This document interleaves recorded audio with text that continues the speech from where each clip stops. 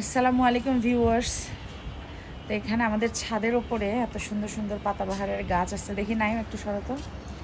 তো এই যে দেখেন কি সুন্দর গাছের ফুলগুলো আপনাদেরকে দেখাই, তো সুন্দর ফুলগুলো দেখি। আর এই পাশে রেড কালার হচ্ছে একটা ফুলের গাছ আছে, দেখেন কি পরিমাণ সুন্দর মাশাআল্লাহ। আপনাদের ভাইয়াও এটা দেখে ভিডিও করার লোভ সামলাতে পারলো না, এই জন্য সেও ভিডিও করতেছে।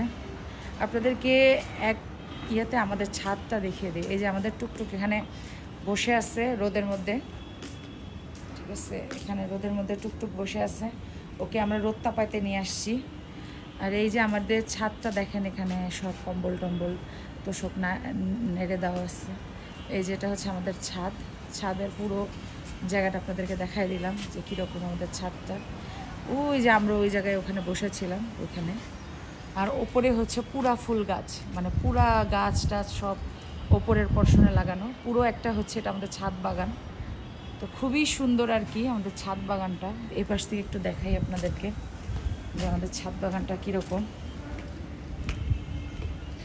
ওই যে দেখেন ওখানে একটা আন্টি মরিচ শুকাইতে দিচ্ছে, পাকা মরিচ, মানে ভেঙে খাবে তারপর গুঁড়া বানিয়ে।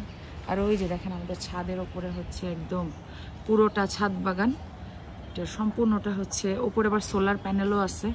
তো এখানে পুরোটা ছাদ বাগান করছে আর কি। যাই হোক, কেমন লাগলো আমাদের ছাদটা অবশ্যই একটু কমেন্ট করে জানাবেন। আর এখন আমরা বাসায় চলে যাচ্ছি। তো সবাই ভালো থাকবেন, সুস্থ থাকবেন, আর আমাদের জন্য অনেক অনেক দোয়া করবেন। এই যে দেখেন আমি টুকটুক এখানে বসে আছে, এখন ওকে নিয়ে চলে যাব।